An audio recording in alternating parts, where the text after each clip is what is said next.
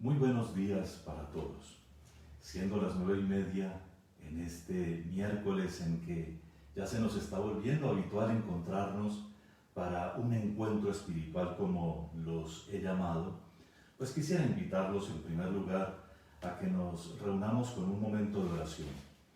Todos lo necesitamos, pero sobre todo este servidor que quiere desde este momento y con toda su vida transmitirles a ustedes la auténtica palabra de Dios. Así que en el nombre del Padre, y del Hijo, y del Espíritu Santo. Amén. Digamos juntos la oración que Cristo nos enseñó, llenos de afecto y de consideración. Padre nuestro que estás en el cielo, santificado sea tu nombre, venga a nosotros tu reino, hágase tu voluntad en la tierra como en el cielo. Danos hoy nuestro pan de cada día. Perdona nuestras ofensas, como también nosotros perdonamos a los que nos ofenden. No nos dejes caer en la tentación y líbranos del mal. Y que la Santísima Virgen nos ayude, ella que recibió con pureza infinita la palabra de Dios y que fue merecedora de ser la Madre de Dios precisamente porque concibió en sus purísimas entrañas esa palabra y la dio a luz entregándola a la Iglesia para que nos ayude a todos. Dios te salve María, llena eres de gracia, el Señor es contigo, bendita tú eres entre todas las mujeres y bendito es el fruto de tu vientre Jesús. Santa María, Madre de Dios, ruega por nosotros pecadores, ahora y en la hora de nuestra muerte. Amén. Muy bien. Y sin más preámbulos, damos inicio a nuestra reunión en esta mañana. Primero, debo decirles que estoy muy gratamente sorprendido por la cantidad de hermanos y hermanas que están visitando estas intervenciones. Se hacen, les aseguro con toda humildad, muy consciente de mis limitaciones, pero también muy consciente de mi tarea en la Iglesia como maestro. Así que sientan, por favor, que el Señor también es el que nos quiere ayudar, tanto a mí como a ustedes, en este momento en el que lo importante es Él. El importante es Él y por lo tanto a Él dirigimos nuestros pensamientos, nuestros afectos, nuestro ser entero, pero sobre todo a Él lo queremos acoger. Que en este momento la actitud sea, bueno Señor, voy a escucharte a ti, en las palabras de mi pastor y más allá de las limitaciones humanas, te voy a escuchar a ti. Voy a dejar que tú con esta palabra toques profundamente mi corazón, me renueves, me transformes y me des una vida nueva. De hecho, quiero contarles que la semana pasada, después de que terminamos la intervención sobre el Espíritu Santo y la verdadera vida, dejé, como les conté, un capítulo en el tintero y había quedado con la impresión de que tenía que reponerlo. Pero además quería para el día de hoy hablarles de la Santísima Trinidad, por lo que el domingo pasado fue el domingo de la Trinidad. Pues bien, orando y reflexionando, me di cuenta que bajo el mismo título, con una segunda entrega, podemos satisfacer un poco todas estas necesidades. En primer lugar, porque al hablar del Espíritu Santo, siempre hablamos y hacemos referencia a la Trinidad, como debería ser también al hablar del Hijo o al hablar del Padre, de quien tan poquito se habla hoy en día. Hablar de la Santísima Trinidad es hablar del misterio de Dios, que como les dijimos el domingo pasado, seguramente en todas las homilías que ustedes pudieron escuchar, pues es el misterio de los misterios. Es el Dios que es amor en sí mismo y que es uno, indivisible y en quien subsisten tres personas distintas. La misma naturaleza, es un solo Dios, una sola divinidad, pero tres personas distintas que son el Padre y el Hijo y el Espíritu Santo. También espero que haya quedado muy claro de nuestra predicación dominical que nosotros conocimos la Trinidad por nuestro Señor Jesucristo. Él es el revelador del Padre. Y en Cristo Dios quiso revelarse plenamente como Dios uno, siempre como la fe de Israel lo profesa, y trino, Dios uno en tres personas distintas. Es verdad que a la luz de Cristo podemos mirar y como releer el Antiguo Testamento y encontramos en varias partes detalles que nos hablan misteriosamente de la Trinidad, o por lo menos que nos acercan al misterio de la multiplicidad en la unidad, de la Trinidad de las personas en la unidad de la naturaleza divina. Les recuerdo solo un pasaje que todos conocemos, y es que en la primera página de la Biblia, cuando se dice que el Espíritu aleteaba sobre el caos original y que la palabra fue la que sacó de la nada todas las cosas, Dios pronunció su palabra y todo lo creó. Ahí hay ya una imagen velada, pero que a la luz de Cristo, por supuesto, adquiere total sentido, pero sobre todo que nosotros podemos decir, claro, así era. Dios desde el principio quería darse a conocer como Él es, cuando vemos que precisamente en el mismo primer capítulo, al crear al ser humano, dice Dios, hagamos, en plural, hagamos al hombre a nuestra imagen y semejanza. Un par de recurrencias de eso hay en la Santa Biblia.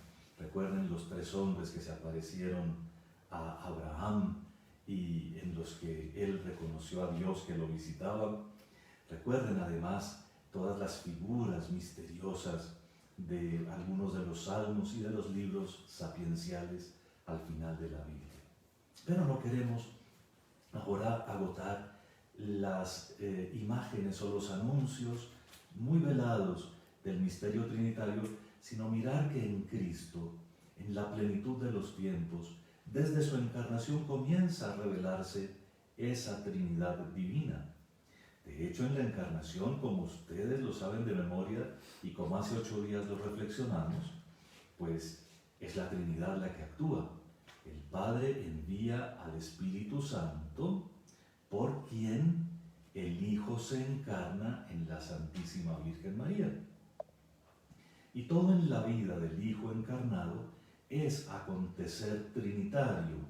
En toda la vida del Hijo, esto que acabamos de ver en la encarnación se refleja, ¿no? El Espíritu Santo mediando entre el Padre y Él, haciendo su unidad perfecta. Jesús lo anuncia en el Evangelio de San Juan, es que el Padre y yo somos una sola cosa. Y el Espíritu Santo en ciertos momentos permitiendo que la obediencia del Hijo adquiera esa forma tan drástica del que es la palabra y hace lo que la palabra tiene que hacer, así sea el sufrimiento terrible por la redención del mundo. Y habíamos dicho hace 8 días que todo lo que aconteció en la Pascua es precisamente como un reflejo de esto, como la prolongación de ese misterio de la encarnación y como la puesta en marcha de un mundo nuevo, de esa nueva creación, nuevos cielos y nueva tierra que profetizó Isaías, de esos nuevos cielos y nueva tierra que Cristo inaugura, de esos nuevos cielos y nueva tierra de los que habla el libro del Apocalipsis.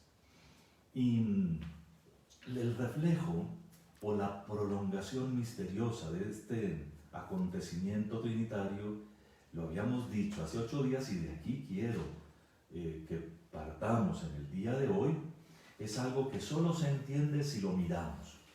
Esto solo se entiende si nos dejamos ir con los ojos del alma a ver cómo lo que ocurrió en la encarnación ocurre también en el nacimiento de la Iglesia. Lo que ocurrió en el nacimiento de la cabeza, que es Cristo, es lo que acontece en el nacimiento del cuerpo, que es la Iglesia. Porque así como el Padre, por el Espíritu Santo, hizo en las entrañas de María la encarnación del Hijo, asimismo el Padre en la redención, por el soplo del Espíritu Santo, constituye al nuevo pueblo de Dios, al de los redimidos, al de los reconciliados con Él, que conforman el cuerpo de Cristo por el don del Espíritu. Recibid el Espíritu Santo. El Espíritu Santo en Pentecostés nos recordó eso claramente al aparecerse como una ráfaga de viento impetuoso que dejó sentir hasta su ruido, estando las puertas cerradas, pero además posándose sobre los apóstoles como lenguas de fuego. Eso lo habíamos recordado hace 8 días y queríamos entonces entender cómo aquí ocurre una realidad que podríamos resumir con esta expresión. En el cuerpo ocurre lo que ocurrió en la cabeza. Y si en la cabeza, en Cristo, el amor trinitario se encarnó para que el mundo lo pudiera tocar y alcanzar, en la iglesia que son ustedes, el amor trinitario se está encarnando, el amor trinitario está tomando forma de tal manera que en ustedes el mundo alcance a sentir el amor de Dios. Y este es nuestro punto de partida. Y vamos a ver, también lo vamos a iluminar con una lectura importante de la Santa Biblia. Pero quiero que aquí, siempre ayudados por la mirada del alma, ustedes traten de ver ahora a la iglesia de todos los bautizados del mundo, a la iglesia constituida por ustedes y por este servidor, en fin, si queremos los 3 estados de vida de la iglesia, a la iglesia constituida por una nube enorme, por una cantidad enorme de laicos, es decir, bautizados y confirmados, por una cantidad de religiosos, es decir, que se han consagrado a Dios por la pobreza, la castidad y la obediencia, y de un grupo importante de sacerdotes, es decir, que han sido elegidos para que nos alimenten, tanto a los laicos como a los religiosos, para que alimenten con los sacramentos y con la palabra. Eso no quiere decir que haya un grupo más importante que otro en la iglesia, porque si quisiéramos por mayorías, el grupo más importante y ciertamente el más bello de la iglesia es el que Jesús mira y llama rebañito, mis ovejitas, que son ustedes. Entonces no hay un grupo en la iglesia que sea más importante y no hay reivindicaciones posibles. Es que así como yo no puedo ser madre de familia, quizá la madre de familia no puede reivindicar para sí misma ser papa. Pero eso dejémoslo para otras consideraciones, que no vale la pena aquí, sino pensar con los ojos del alma viendo cómo en la iglesia, en estos 3 grupos que existen para servir a la unidad, los religiosos, los laicos y los sacerdotes, en estos 3 grupos se encarna el amor trinitario. La iglesia se define a sí misma como un sacramento, es decir, un signo que hace visible y que hace real, presente, que hace presente la unidad de la humanidad con Dios, pero también la unidad de la humanidad entre sí. La iglesia es como un sacramento, así dice ella de sí misma, de la unidad que todos tenemos con Dios, pero también de la unidad nuestra. Y en la iglesia se constituye esa unidad, la unidad del género humano. De esta manera, queridos hermanos, si la unidad es lo que en la Trinidad es fruto, digámoslo así, del amor que es eterno, y 3 amores eternos son un amor eterno, entonces de lo que se trata en la iglesia es de vivir de tal manera del amor que podamos reflejarlo y ser ese amor. Yo me imagino que con esto ustedes ya van entendiendo cada vez mejor la segunda parte del título de nuestra conferencia, ¿no? Y la verdadera vida. Es que la vida no es solo caminar sobre dos pies y andar de un lugar para otro. La vida no es solo comer, trabajar y comer, dormir y descansar, descansar y dormir. No, la vida no es solo eso. La vida verdadera se distingue de la de los animalitos por muchos motivos, pero sobre todo porque es el espacio del Espíritu Santo. Y por eso viven tan felices aún en medio de sus tribulaciones, quienes descubren esto, y algunos en jaulas de oro se sienten así, enjaulados, aún teniéndolo todo, dominándolo todo, gobernándolo todo, están perdidos, desilusionados y llenos de preguntas que nunca tendrán respuestas. Pues bien, la Iglesia es una prolongación del misterio de la encarnación del Hijo Eterno de Dios. Por supuesto que solo el Hijo de Dios es el Hijo de Dios, Cristo, Jesús nuestro Señor. Pero la Iglesia, que es su cuerpo, prolonga, digámoslo, en el tiempo, en el espacio, ese cuerpo que recibe también toda la plenitud del amor divino para reunirse en virtud de la unidad de la Trinidad, es decir, por la fuerza o por la contundencia del misterio de las tres personas distintas que son un solo Dios verdadero, y porque Dios Trinitario es amor, en un solo cuerpo, en donde si se vive del amor, se vive en la plenitud que Dios nuestro Señor tiene.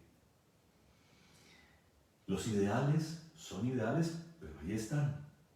Y ahí están no como irrealizables, sino como algo que se puede y se debe alcanzar justamente porque nos hacemos conscientes y porque quitamos los bloqueos.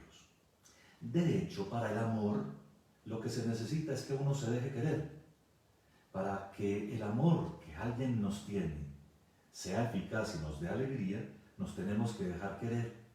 Eso es fundamental en cualquier relación entre personas. Cuando hay alguien interesado en amarnos, pero nosotros o no estamos interesados o no nos dejamos por desconfianzas, porque estamos demasiado ocupados en otras cosas o cualquier cosa por el estilo, si no nos dejamos amar, pues no vamos a gozar de los beneficios de ese amor. Y así es en el mundo del amor divino. El amor de Dios nos ha sido ofrecido. De hecho, el amor de Dios nos creó. Por ese amor salimos de la nada. Atención, por ese amor en este mismo instante estamos saliendo de la nada. La creación no es un hecho pasado de hace miles, millones de años, no sabemos. La creación es en este instante. En Cristo, que es la palabra que Dios ha pronunciado, en este momento nosotros existimos. Y existimos solo por amor. No hay otro motivo para que usted y yo existamos, sino porque Dios en este instante está derramando su amor. Ahora imagínense si además de recibir el ser, nos preocupamos por recibir lo que nos da el ser, que es el amor. Entonces nuestra vida realmente cambia. Y esa es la fe. La fe que a veces usamos como palabra que sirve de comodín aquí y allá, pero la fe es una experiencia que la palabra de Dios, la palabra que se predica como esta, que la palabra suscita, es decir, despierta, hace brillar, anima, como se enciende una velita, la palabra de Dios enciende la fe, y esa fe consiste en la capacidad de ver esto que estamos tratando de ver, que somos por amor, existimos por amor, porque Dios es amor. Si recibimos ese amor, si tú y yo y otros miles de personas recibimos ese amor, el amor trinitario se seguirá encarnando. Eso es la llamada de los primeros apóstoles y la que hacemos hoy a la fe. Cuando por la palabra que se predica se llama a otro a la fe, pues claro, se va encarnando el amor de Dios en el mundo, se van expulsando las tinieblas, se va retirando todo mal olor, todo lo corrompido, y comienzan a reinar la luz, la paz, el buen olor de Cristo. Pensando en la misa crismal, que muchos de ustedes siguieron con mucha bondad acompañándonos hace unos días. Pues el buen olor de Cristo es el que tiene que imperar en el mundo.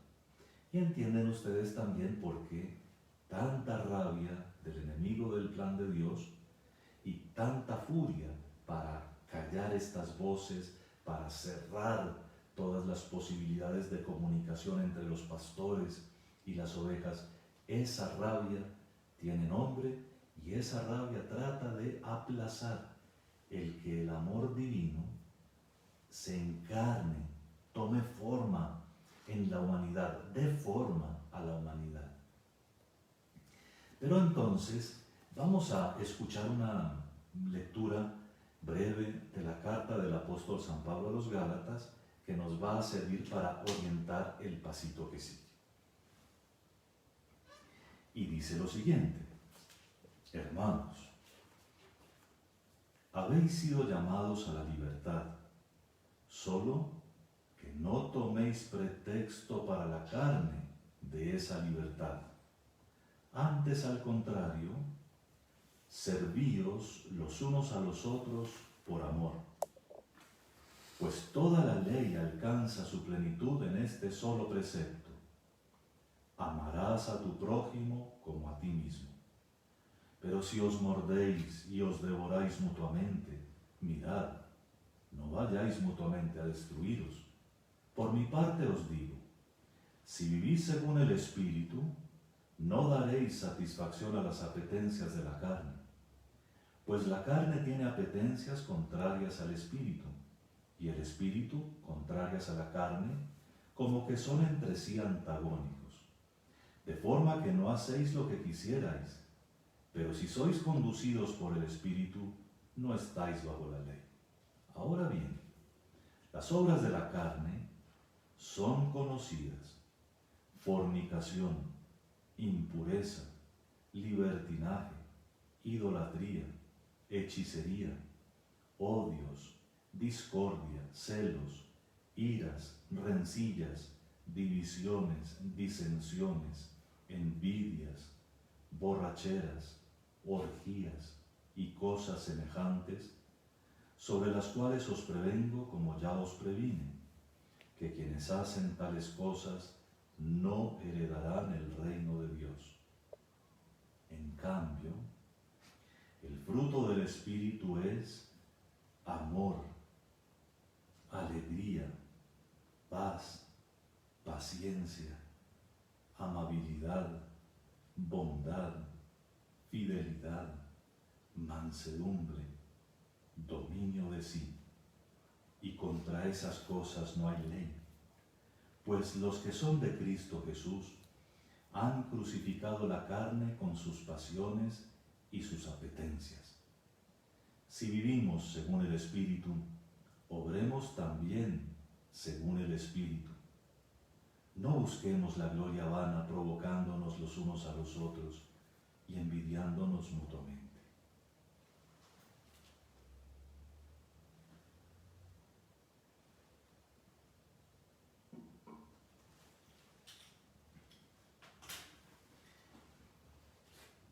En el capítulo 5 de la carta a los Gálatas, San Pablo, después de haberles demostrado cómo advierte que ellos, como comunidad que él fundó y cuidó mucho en sus orígenes, comenzaron a decaer, les señala que ellos se volvieron supremamente libres, ¿no?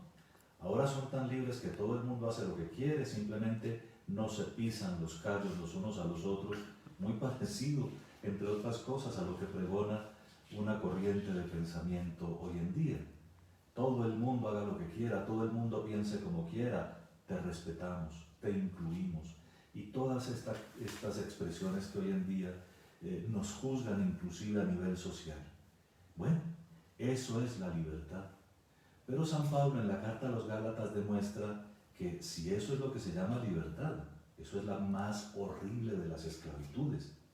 Y como ustedes lo oyeron en la última frase de la lectura, solo los que crucifican sus pasiones llegan a la verdadera libertad. Es decir, no es que yo hago lo que me gusta, ni eso que yo creo que es mi orientación profunda o cosas por el estilo, sino que yo crucifico todas mis pasiones, esas que me llevan de la ira a cometer ciertos actos que no convienen, de la pereza a dejar de hacer las cosas que me hacen falta, de la gula a descuidarme en lo que tengo que cuidarme, de la lujuria a hacer cosas vergonzosas, aunque el mundo de hoy predique que no son vergonzosas, de la envidia a sufrir por lo que no tengo que sufrir, y así sucesivamente, ¿no? Los pecados capitales son fuente de una cantidad de pecados, y cuando damos rienda a esas apetencias, aunque por dentro el demonio nos diga, es que esa es la libertad, haga lo que le gusta, haga eso que es su tendencia, lo que siente por dentro que usted es o que amaneció siendo, a pesar de que la voz interior diga eso, nos vamos a esclavizar. El Espíritu Santo, la vida en el Espíritu, da estos frutos que ustedes oyeron aquí: amor, alegría, paz, bondad, benignidad, dominio personal, pero pasa por la cruz de Cristo, pasa porque crucifiquemos nuestras pasiones y nuestros desórdenes.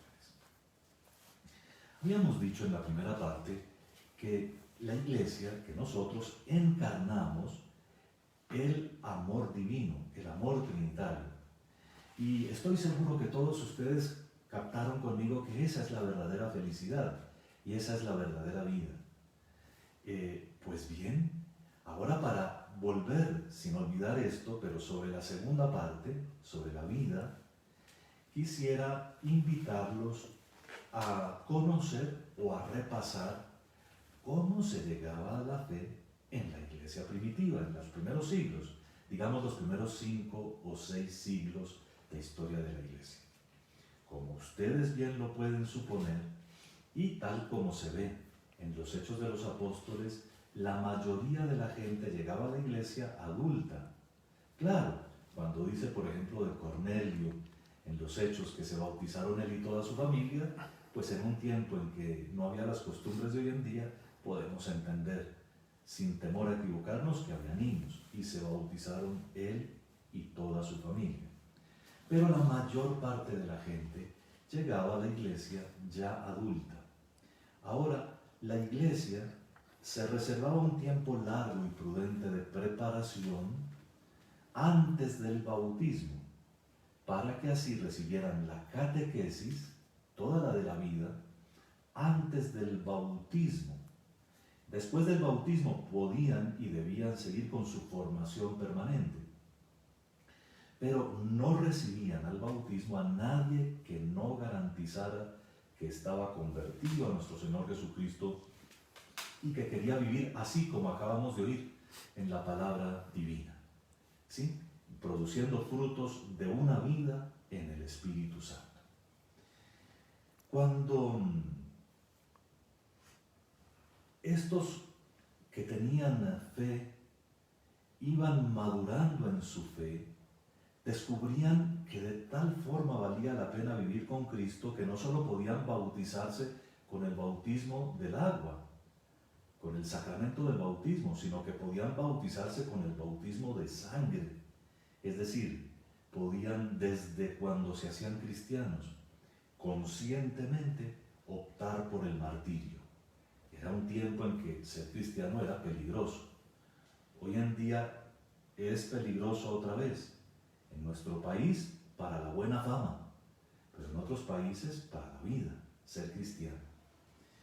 Pues esto que sabían ellos, adultos, lo asumían de tal forma que con su bautismo lo que recibían era una fuerza muy grande para dar testimonio. La confirmación los encontraba con este deseo de no hacer sino lo que era el amor de Dios, la voluntad divina, lo que la comunidad cristiana vivía, y por por lo tanto bien dispuestos, repito, para el martirio. Hoy en día nos falta eso. Hoy en día nos bautizan antes y después nuestra catequesis no nos lleva a una opción tan radical por Jesús que hasta la vida la daríamos por Él. Eso tenemos que revisarlo y esta conversación debe servir para eso. Yo estoy dispuesto a dar mi vida por Cristo, a dar mi vida por Dios. ¿Estoy dispuesto?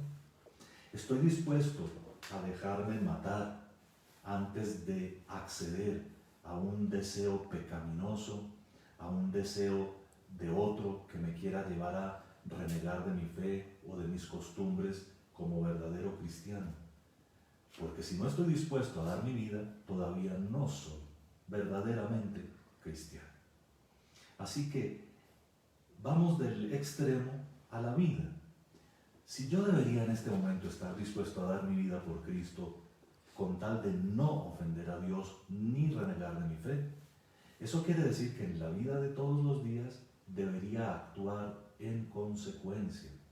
Es decir, a mí no me corresponde negociar con el mundo, que comienza a decir que si el aborto en unos casos es lícito, porque aquí está el quinto mandamiento, es no matar, sin rebajas.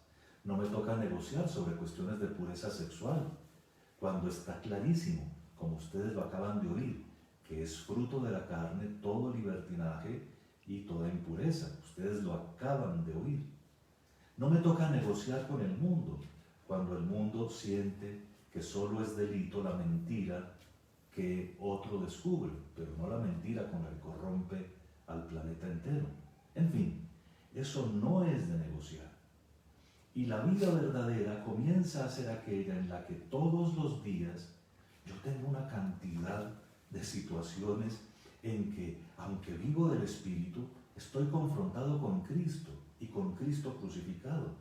Porque me toca a mí, volvamos con el esquema de los pecados capitales, frente a iras, inclusive algunas de ellas medio legítimas, no actuar por ira ni actuar con ira. Frente a la lujuria, que puede ser un impulso que está simplemente escrito en la naturaleza humana, no actuar en todo lo que requiere y pide una naturaleza sometida a las leyes de la carne, sino mirar a Cristo y mirar su ley para actuar conforme a Él. ¿Cuánta libertad tendrían todos los que pregonan hoy doctrinas que saben que son contrarias a la palabra de Dios en materia sexual, si crucificaran sus pasiones y se dejaran liberar por Cristo? Que no sería el libertinaje de una vida que dicen que el mundo moderno no los comprende, sino que sería la libertad de los que de verdad avanzan y progresan hasta encontrar la salvación. Con la gula, si nos dejamos arrastrar por los deseos de acaparar, de dominar, de la avaricia y de la gula, de comer, de consumir, de tener placer, lo que vamos a hacer es una vida que no se parece ni a la de Cristo, pero que además olvida que alrededor hay una cantidad de gente necesitada. Y podríamos seguir con los ejemplos. La vida verdadera, la vida que estamos predicando ahorita, es una vida que está llena de alegrías, pero que son alegrías conquistadas precisamente del otro lado de esas tendencias que llevan a la muerte, que todos tenemos. Y entonces aquí es necesario que volvamos a leer la lista de aquellos que la Iglesia ha llamado los frutos del Espíritu Santo, y que pueden ser estos, pueden ser otros. Ciertamente el Espíritu Santo es Dios y tiene infinitas posibilidades como Dios, pero que nos orientan bien para que nos demos cuenta que lo que se nos ofrece es muy bueno, pero muy bonito. Y dice así, capítulo 5, Gálatas 5, versículo 22. El fruto del Espíritu es amor, ¿quién no lo quiere? Alegría, todos la buscamos. Paz, la que a veces creemos que se hace negociando y no recibiendo del Espíritu Santo, pasando por la cruz de Cristo. Paz, paciencia. Todos la necesitamos para no dejar que los arranques de ira hagan que lastimemos, que ofendamos, que llenemos de incomprensión el mundo. Amabilidad. Vean, ese es un fruto del Espíritu Santo, que uno sea capaz de tratar a los otros con la delicadeza justa y con la acogida bonita que todos merecen. Bondad, la bondad que es un reflejo de la bondad de Dios. Fidelidad, como capacidad de mantenernos firmes en nuestros compromisos. Mansedumbre, como sometimiento fiel a la voluntad de Dios. Dominio de sí, es decir, la capacidad, lo que llamamos también la templanza, la capacidad de no dejarnos arrastrar por nuestras pasiones. ¿Qué tal que, movidos por estas ideas modernas, nosotros dijéramos, bueno, es contra los derechos humanos que a uno lo obliguen a llegar al trabajo a las 8 de la mañana y cada uno comience a levantarse tarde todos los días? Piénsenlo nomás un instante para que vean que una levantada tarde todos los días supone una acostada tarde todas las noches. Y el desorden que se va metiendo en una vida que no tiene cierto rigor se va volviendo insoportable, no libertad, se va volviendo una esclavitud feroz. Entre otras cosas de consumir, porque en una noche larga, larga y tediosa hay que llenarse de televisión y de golosinas hasta el punto de volverse uno como un animal. Por el amor de Dios, lo que quiero ahorita mostrarles es cómo lo que se nos ofrece es muy grande y muy bello. No crucificamos nuestras pasiones o nuestros gustos. No le decimos no a esto, no a aquello, no a lo de más allá, porque sean malos en sí mismos. Les decimos no, no y no, porque queremos una vida más bonita, porque detrás de eso, piensen en un no que ustedes tengan que decir. Por ejemplo, el no que un hombre o una mujer casados tienen que decir al resto del mundo, ¿no? Esta es mi esposa y al resto les digo no. Este es mi esposo y al resto les digo no. Piensen nomás en eso para que vean lo que estoy ejemplificando.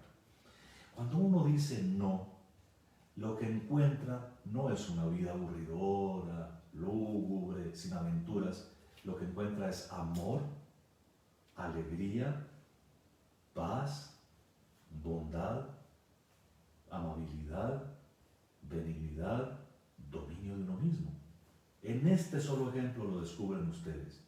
El demonio nos enreda, como enredó a la primera pareja en el paraíso, diciéndoles, no, es que la vida se les vuelve muy aburridora, es que eso así no se puede, es que hay que vivir en esta tónica y con estas diversiones.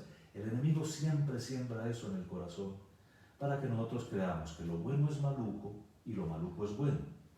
Esa, con palabras coloquiales, es una expresión de los profetas en el Antiguo Testamento. El enemigo siempre ha querido engañarnos diciéndonos que lo sabroso junto a Dios es aburridor y que lo aburridor, lo sucio, lo que nos embarra es lo sabroso, lo aventurero. La vida nueva, la vida en el Espíritu, es una vida que vale la pena. Y para que el amor de Dios, que es el que queremos que se encarne en nosotros y en el mundo entero, vaya tocando todas las fibras, no solo de nuestras personas, sino de la sociedad, tenemos que pasar por allí. En últimas, de lo que se trata, mis queridos hermanos, es de hacer un mundo nuevo. No es eso lo que se prometió desde el Antiguo Testamento, lo que Dios prometió desde el Antiguo Testamento, no es eso lo que nos conquistó Jesús. Pues el Espíritu Santo, a partir de la Pascua de Cristo, con la humanidad sobre la cual se ha derramado, trabaja incesantemente para hacer con esa humanidad una humanidad nueva, una nueva creación que ya fue hecha el día de la resurrección, pero que ahora tiene que tocar todos los rincones de la tierra. El problema del ya fue hecho, pero todavía no ha alcanzado a todos, es el problema de las misiones católicas. Hay que ir al mundo entero a predicar todas estas cosas, porque como se trata de seres humanos libres, el Señor ha querido comenzar de nuevo conquistándonos por el amor. La tarea del Espíritu Santo derramado sobre todos nosotros es revelarnos ese amor, revelarnos la verdad completa. Fíjense, solo para comenzar a poner mis conclusiones y terminar, que cuando uno mira la tarea del Espíritu Santo sin pensar en la cruz de Cristo, sin pensar en la Pascua, en su cruz, su muerte y su resurrección, uno tiende a decir lo que San Pablo le corrigió a los corintios, que el Espíritu Santo es para brincar, para gritar, para hacer cosas desordenadas en la iglesia. Pero San Pablo fue supremamente explícito al respecto y cómo se ordenan los carismas en los capítulos 12, 13 y 14 de la primera carta a los Corintios, que ustedes pueden leer después si tienen curiosidad sobre el tema. La verdad de una vida nueva en el mundo y una vida nueva para nosotros es que Dios, que es amor, Dios que es Trinidad, al darnos y derramar sobre nosotros su Espíritu, nos está reconstruyendo después del pecado, reconstruyendo por medio de una vida nueva. Esa vida nueva que Dios nos da es una verdadera nueva creación. Una verdadera nueva creación en la que la palabra de Dios, el Hijo, interviene. El Padre en este instante nos quiere recrear, nos quiere sacar de la nada, pero como nuevas criaturas, por la palabra de Dios y por la unción del Espíritu Santo. Y si olvidamos la tarea del Hijo, corremos el riesgo de una especie de anarquía, o si olvidamos la acción del Espíritu Santo, corremos el riesgo de un poco de misticismo y de una iglesia un poco lúgubre. No. Dios nos ha querido ofrecer algo que se llama la vida eterna. Eso es lo que Jesús vino a revelarnos. Y esa vida eterna no es solo para que alcancemos la eternidad dichosa junto al Padre, es una vida que nos comunica el Espíritu. Pues mis queridos, empapados por el Espíritu Santo derramado en nosotros, lo que tenemos en todo nuestro ser es la vida del Espíritu. Es de verdad la vida del Espíritu. Eso lo confieren, como lo he dicho varias veces, la fe y los sacramentos. No solo la fe, porque la fe, como les expliqué del proceso de la Iglesia antigua, lleva al bautismo, porque así lo quiso Cristo, y por el bautismo a los demás sacramentos. Se nos ofrece pues una vida hermosa, pero una vida que tiene que pasar por la verdadera liberación de nuestros enredos, de nuestros nudos. Los nudos nos los hacemos nosotros. El yo de cada uno de nosotros es a veces el peor esclavista que tenemos y nosotros a veces tan gustosos dejándonos esclavizar por él. Piensen por favor en algunas preguntas que quieran hacer sobre este tema y con mucho gusto, por el medio del que soy capaz de atender, pues estaré respondiendo. Reflexionen por favor mucho sobre esta que es la vida nueva que nos ganó la muerte y la resurrección de Cristo, sobre la acción del Espíritu Santo, y lo que más quisiera yo con lo que les dije hace 8 días y esto que hoy comparto con ustedes, es que se sepa que no hay un día del Espíritu Santo, que todos los días, a todas horas, toda la vida de la iglesia, nuestra propia vida espiritual, la renovación del mundo, la eficacia de la palabra, la eficacia de los sacramentos, todo depende del Espíritu, que nunca actúa solo, que siempre actúa con el Padre y con el Hijo, y que cada uno, aunque tiene su propia tarea, de todas maneras comparte su cuidado con los tres. Es un solo Dios vivo y verdadero en el que no hay nada que sugiera o que haga división. Sí, el Padre es creador, pero el Hijo es la palabra que crea y el Espíritu Santo es el que da la vida, la existencia a las cosas. Claro, el Hijo es el Redentor del mundo, pero el Padre es el que idea el plan de salvación y el Espíritu el que lo actúa. Sí, el Espíritu Santo es santificador del mundo, pero por la virtud del amor del Padre que envía por el Hijo que nos conquistó en la cruz la verdadera santidad. Y con mucho gusto comenzamos entonces a responderles algunas preguntas. Muy bien.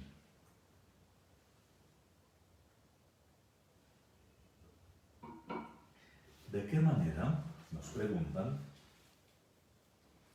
de qué manera el testimonio de vida permite demostrar la unidad trinitaria y cómo ser dóciles al Espíritu Santo? Miren, ya se los dije alguna vez y lo repito ahora. Nosotros no fuimos creados individual y solitariamente. Individualmente sí, pero en solitario no, sino en comunidad.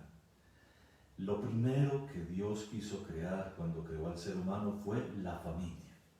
Familia de hombre, mujer e hijos. Aunque haya 1000 ideologías hoy que quieran negarlo. Papá, mamá e hijos. La familia es el mejor reflejo de la Trinidad. En la familia constituida por Dios hay unidad en la diversidad.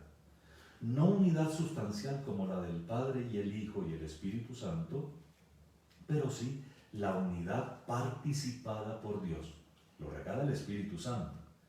Entonces, ¿cómo dar testimonio de unidad de la vida trinitaria? Nosotros damos testimonio de nuestra fe en la Trinidad y de nuestro amor por la Trinidad porque hacemos vínculos, porque no negamos los vínculos que otros crean con nosotros, los multiplicamos, pero porque no los cerramos. Una actitud contraria a la Trinidad es la que corta comunicaciones y por lo tanto separa a la gente. En concreto, en la Iglesia, los lugares de la comunión, así los llama la Iglesia, los lugares de comunión son la familia, la comunidad fraterna, que pueden ser, como en nuestra diócesis, los grupos eclesiales de vida o las comunidades eclesiales de vida. En otras diócesis se llaman pequeñas comunidades, comunidades eclesiales, comunidades del reino, comunidades de base. Esos grupos de personas que tratan de reunirse para escuchar semanalmente la palabra de Dios, para proponerse una vida de acuerdo con esa palabra y para ayudar a la Iglesia a cumplir su misión, para ser la Iglesia que cumple la misión, discípulos misioneros, familia, comunidades, parroquia. En la parroquia debe mostrarse la unidad de ese sector de la diócesis.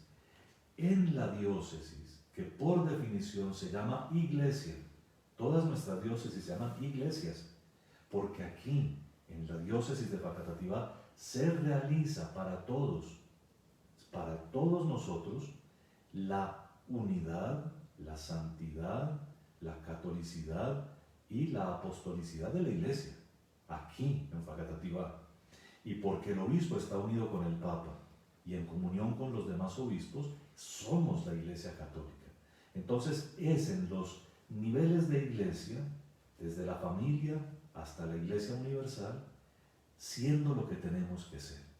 Y por supuesto, sentiremos que nos dejamos guiar por el Espíritu si nos dejamos llevar a la comunidad cristiana.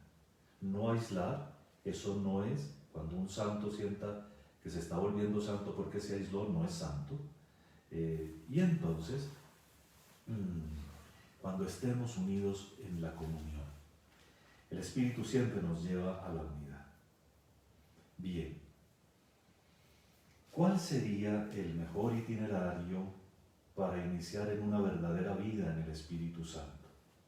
El itinerario es el de la formación cristiana, por supuesto. Una formación cristiana integral que nos lleve a una verdadera conversión. Vean, uno a veces siente que porque tiene algunas devociones, ¿no? Que porque uno hace una novena, que porque uno fue a un retiro, que porque uno va a un grupo, uno ya tiene toda la formación cristiana básica que se necesita. Eso es, digamos, un prejuicio que tienen muchos cristianos hoy en día. Y es muy importante que nosotros llevemos esto a una evaluación consciente. Por ejemplo, en el día de antier, el lunes, tuvimos en la Santa Misa la lectura del Evangelio sobre las bienaventuranzas. Las bienaventuranzas son la nueva ley, mejor dicho, son las orientaciones de Cristo para vivir el reino de Dios y sus valores, las bienaventuranzas. Un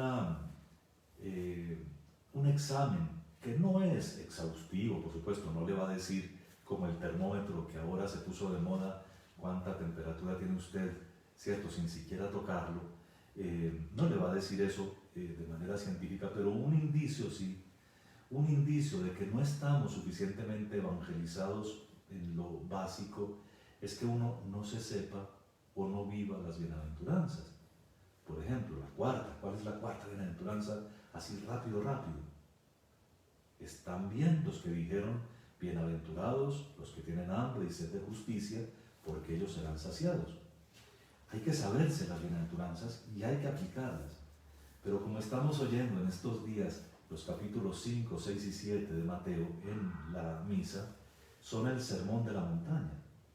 Y una medida no exhaustiva, no definitiva, pero muy aproximada sobre nuestro grado de evangelización lo daría el conocer y vivir de acuerdo con los criterios que salen de esos 3 capítulos del Sermón de la Montaña, Mateo 5, 6 y 7. Cuando uno hace itinerarios de formación, uno entonces sabe que va a tener lo que es integral. No puedo hablar, por lo que hay tantos de ustedes que se conectan desde otras partes con generalidades, y me toca particularizar. En la diócesis de Facatativá, a quienes participan de los grupos eclesiales de vida y siguen el material que se llama Muéstranos al Padre, se les garantiza que tendrán esa formación básica completa. Bien. ¿Cómo evitar caer en una falsa espiritualidad conducidos por el fanatismo? Muchas gracias por esa pregunta. Las falsas espiritualidades son espiritualidades en las que hay elementos que no son completos, o mejor dicho, faltan elementos para que el conjunto sea el adecuado. Normalmente hablando, es muy fácil entender cuándo se equivoca uno de camino si uno tiene disociación entre el primero y el segundo mandamiento. Si uno, por ejemplo, reza con mucho gusto rosarios de esos largototes llenos de jaculatorias y cosas que le agregan y llenos de solemnidad, pero a la hora de hacer la caridad es más bien durito. Ay, es que aquí no tenemos, es que yo no puedo, yo realmente no puedo. Que yo recuerde, el ideal de la caridad de nuestro Señor Jesucristo es dar hasta lo que uno no tiene, ¿no? Entonces hay que revisar uno. Todos los dolores de billetera son señal de falsa espiritualidad. Así sea que uno no quiere colaborar con su propia parroquia porque siente que la parroquia es rica o cosas por el estilo, pero es una obligación nuestra colaborar con la parroquia. Así sea colaborar con los pobres, cancelar su diezmo en la parroquia, esa clase de cosas. Cuando duele la billetera hay falsa espiritualidad. O cuando la billetera se destina al grupo. Es que yo tengo mi grupo, es que mi grupo ahí, porque lo que tenemos que construir es la iglesia, no los grupos. Los grupos que absorben, los grupos que nos ponen a pensar igual, a vestirnos igual, esos no son normalmente grupos que son espiritualidad sana.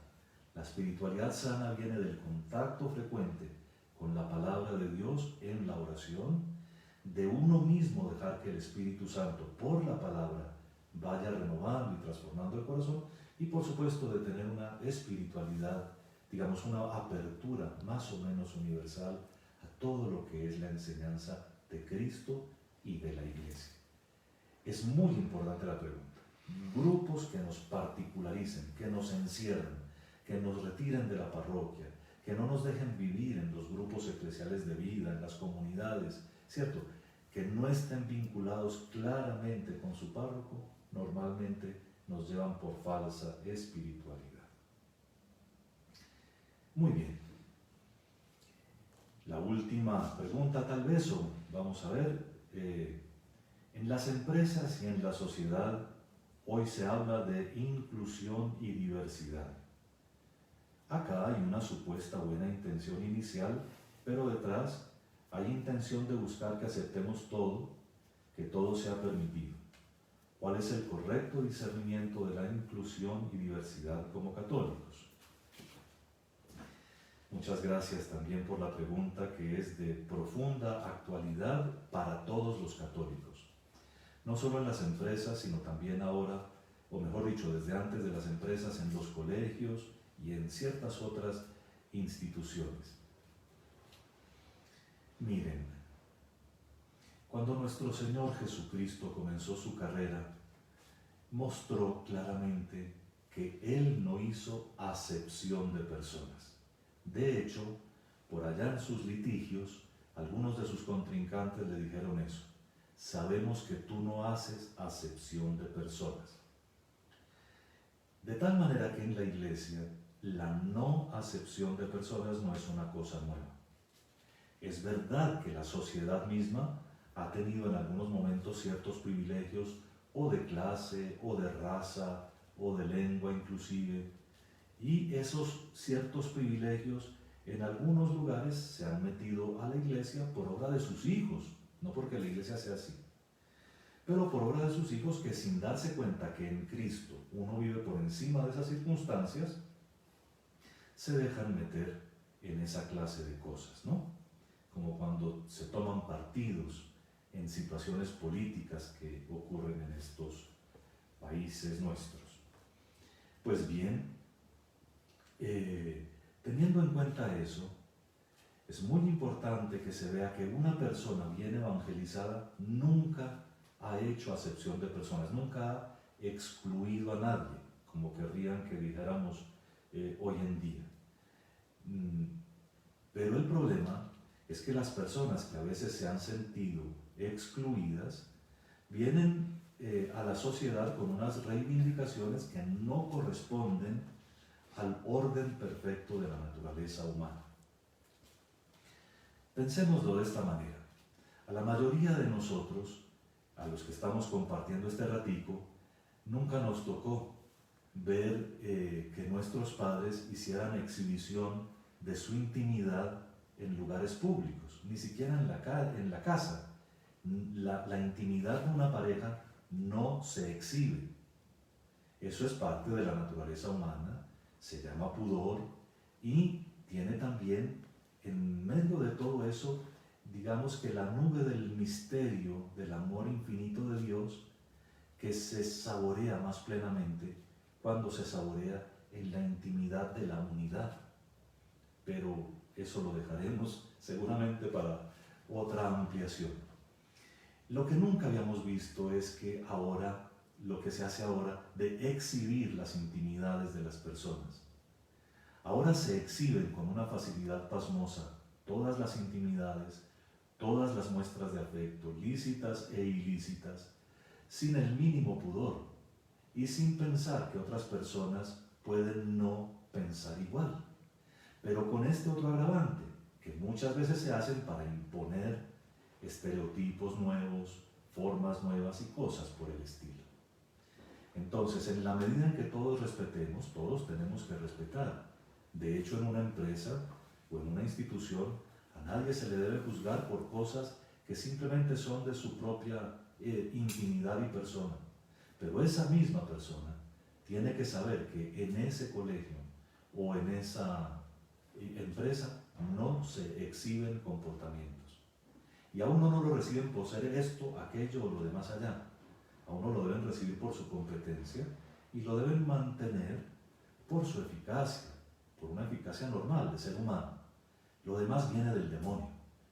Lo demás viene del demonio Y por supuesto que la actitud de un católico convencido es de profundo respeto, pero también respetando las instancias, también de hablar cuando las cosas se vuelvan atropello contra la fe o contra la moral.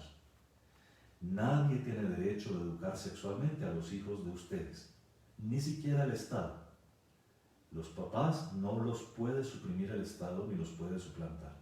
Entonces en los colegios hay una obligación delicadísima de los padres de familia para que estos asuntos sean manejados no por la moda ni por lo que imponen ciertos grupos, sino que sean manejados por el amor. Que el Espíritu Santo aquí les muestre las maneras de proceder, pero también les dé la fortaleza que Él sabe dar para que no se queden callados, ni en la empresa ni en el colegio, sobre todo en el colegio de los hijos. Los párrocos no son los responsables de la educación de sus hijos, son ustedes. Los párrocos visitan los colegios cuando se los permiten, pero son ustedes, y la ley colombiana les da facultades para intervenir en los proyectos educativos institucionales, de tal manera que ustedes, los padres de familia, tienen que decir y tienen obligación moral de hacerse presentes y de decir serenamente lo que se enseña y lo que no se enseña a sus propios hijos. Muy bien, me despido entonces.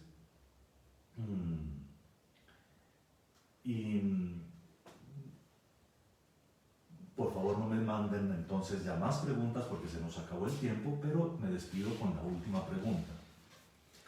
Dicen que hay grupos en donde algunos dicen que tienen el don de profecía, otros el don de sanación, otros el don de lenguas y otros los dones y dones y dones.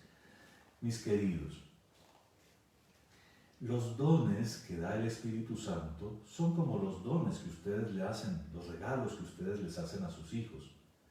Ustedes no esperarían nunca que sus hijos se regalen a sí mismos las cosas, pero tampoco esperarían que sus hijos cojan sus regalos y comiencen con ellos a hacer un uso, digamos, diverso de aquel para el cual fueron dados. Los dones que da el Espíritu Santo son para la construcción de la iglesia. Y ahora, ¿cómo da el Espíritu Santo sus dones? Pues los da de acuerdo con la misión que cada uno tiene. No es exacto decir que uno tenga que descubrir los dones que tiene. No. Es exacto decir que uno debe hacerse consciente de los carismas que ha recibido. Entre el carisma y el don hay una pequeña diferencia, que es enorme. Los carismas, como su nombre lo indica, viene de charis, de gracia. Los carismas son gracias, digamos, son actitudes, pero también aptitudes, es decir, maneras de comportarse, pero también disposiciones interiores para hacer algunas cosas. Por ejemplo, hay unos que tienen el carisma para curar heridas difíciles, pero otros en cambio que frente a una herida se verían imposibilitados. No pueden resistir la sangre o la impresión del dolor, cualquier cosa. Eso se respeta. En cambio hay unos que tienen el carisma para leer en público y otros que se sentirían, aunque puedan hacer obras de caridad extraordinarias, aterrorizados para leer en público. Carismas. Cada uno tiene no solo, digamos que la posibilidad, sino hasta un poquito el deber, así como va pasando su proceso evangelizador personal, de descubrir para qué lo hizo Dios, qué carismas tiene. Pero los dones del Espíritu Santo están prometidos a todos, ¿no? Por favor, lean con atención la palabra, porque eso de andar viendo qué dones tiene uno no es justo, no es justo. Desde el Antiguo Testamento, los que se llaman dones del Espíritu Santo están ofrecidos en un futuro para todo el pueblo de Dios. Y en el Nuevo Testamento son regalo del pueblo, todo el pueblo de Dios. Para decirlo más fácilmente, todos los bautizados y confirmados tienen los dones de sabiduría, ciencia, piedad, consejo, fortaleza, temor de Dios. Todos tenemos esos dones, ¿no? Creo que me faltó el entendimiento, pero todos los tenemos porque el Espíritu los prometió para todos. El problema es que esos dones, por ejemplo el entendimiento, se verifican, como les gusta llamar hoy en día a la realización de las cosas, se verifican en la acción. Y entonces hay unos que necesitan mi aplicación, por ejemplo, al estudio de la palabra de Dios o a la oración, como la sabiduría. Otros necesitan mi cuidado personal y mi lucha contra el mal, lo que decíamos ahora con ayuda de Gálatas 5, que crucifique yo mis pasiones, como el de fortaleza, y así sucesivamente, el de consejo, la caridad con mi hermano, en fin, el temor de Dios, mi relación con Dios. Si no la cultivo, pues nunca voy a poner en práctica el don de fortaleza. De tal manera que los carismas, el Espíritu los da de manera infinita. Los dones, en cambio, son para toda la iglesia.